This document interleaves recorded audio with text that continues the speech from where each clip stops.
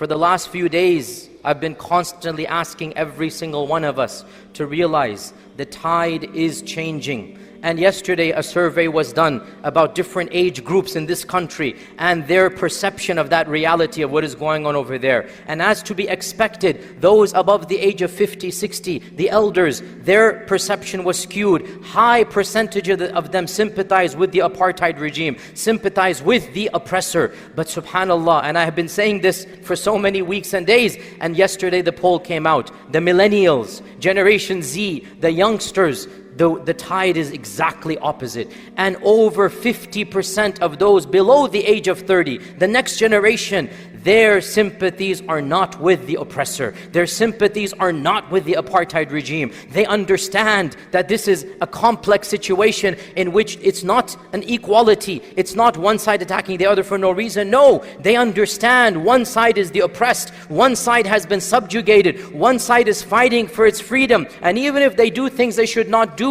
the cause is legitimate. The goal is legitimate. And human beings, Muslims, people of faith and taqwa have to support that cause. The tide is changing. Every one of us should get involved in the narrative. Again, this is a reality. I said this last week, I say it again. Without a doubt, we have a media campaign going on that is extremely vicious. We now know for a fact, there have been academic articles released, that Facebook and Twitter and Instagram and others of these massive corporations are actively targeting accounts that support the Palestinians. They are literally either banning them or using their vicious algorithms, making them unseen. You won't even see a tweet that is pro-Palestinian. A lot of times their own algorithms are trying to change this. This is not a battle where we can just allow this to happen. You cannot remain silent at this stage. You cannot not afford to get involved. So I challenge every one of you wisely to get involved in this campaign. The tide is changing. We cannot be involved over there. Nothing we can do. But we can be involved over here. I said it before, I'll say it again. There are two battles going on. There is a battle of the bodies. May Allah help them. May Allah protect them. We can't do anything. But there's also a battle of the minds. There's a battle of media. There's a battle of perception. And in that battle, every one of us can become an effective foot soldier. We can get involved and we can help change people's perceptions. It might be a long battle. We might even lose this particular battle, but as long as the war will be won, even if a battle is lost, that is the goal. And sisters and brothers, we have no doubt that the war will be won. We have no doubt that justice is going to be established. This is the promise of Allah, and the promise of Allah never falters. It's not the first time we lost Palestine. It's not the first time. Last time the Crusaders came, and for almost 100 years, 3 generations, Muslims did not pray in Aqsa. 3 generations, utmost humility. And there were attempts after attempts after attempts, but the Ummah did not lose hope. The Ummah knew that Allah Azza wa Jal would return Aqsa to the rightful owners, and that is indeed what happened. But now we're being tested again. It has not yet been 3 generations. It has not yet been 90 plus years. Close, but it's not. And not that 90 is a magical number. Maybe this time might be longer. Maybe it will be shorter. But without a doubt, Aqsa and the people of that land will be free, because the promise of Allah is true. And Allah Azza wa Jall's promise is always shown and manifest. Allah says in the Quran, هو الذي أرسل رسوله بالهدى ودين الحق ليظهره على الدين كله ولو كره المشركون ولو كره الفاسقون ولو كره الكافرون. It doesn't matter about the haters. This religion and the light of Islam will continue to shine. You cannot extinguish the light of Allah. It's not going to happen. So sisters and brothers, the religion of Islam is safe. But me and you, are we doing our job? Me and you, will we have what we need to say to Allah on the Day of Judgment? Ya Allah, I tried.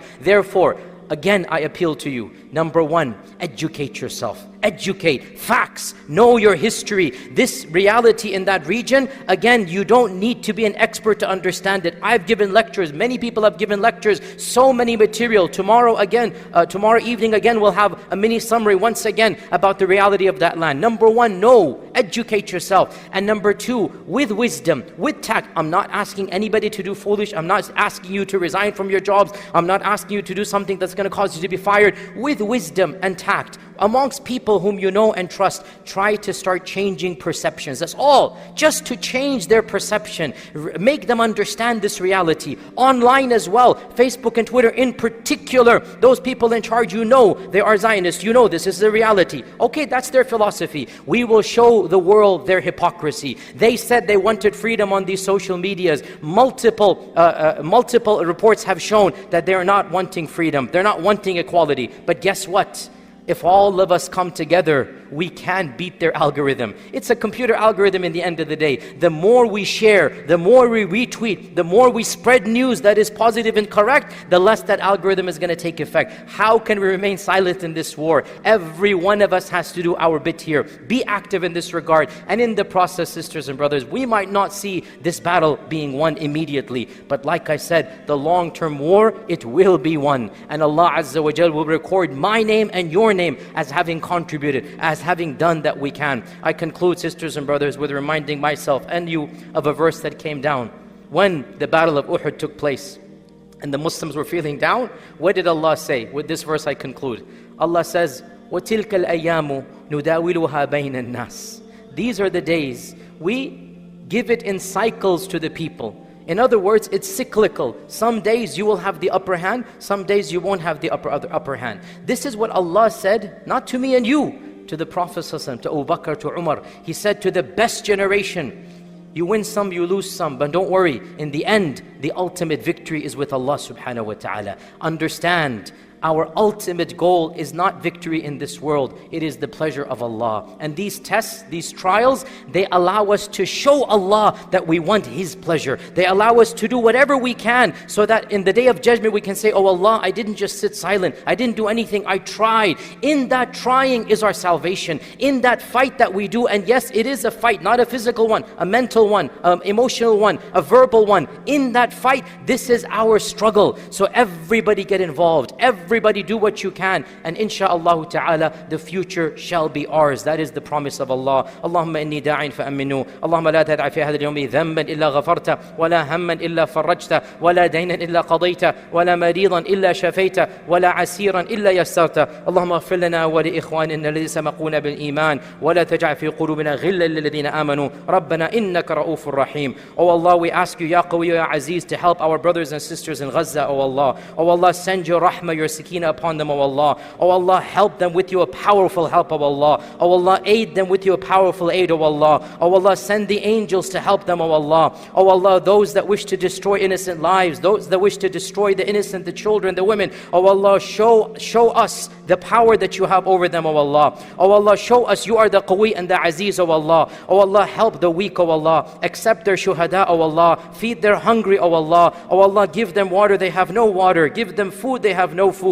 Oh Allah, allow the world to sympathize with them. Oh Allah, allow us to be a mechanism, a catalyst to bring about khair and good, oh Allah. Oh Allah, we put our trust in you, for you are the Qawi, you are the Aziz, and we are the du'afa ilayk. Oh servants of Allah, Allah subhanahu wa ta'ala has reminded all of us to send our salat and salam upon the one who was chosen to be rahmatil alameen. For the Allah Azza wa Jalla says in the Quran, Inna Allah wa malaikatu yusalluna ala nabi, ya ayyuha alladhina amanu sallu alayhi wa sallimu taslima. Allahumma salli wa sallim wa barik wa an'im ala abdika wa rasulika Muhammad wa ala alihi wa sahbihi ajma'in. Ibadallah, inna Allah ta'ala ya'muru bil adli wal ihsani wa ita'i dhil qurba wa yanha 'anil fahsha'i wal munkari wal baghi ya'idukum la'allakum tadhakkarun. Udhkuru Allah al-'azima yadhkurkum washkuruhu yazid lakum wa la dhikru Allah ta'ala akbar wa aqimis salah.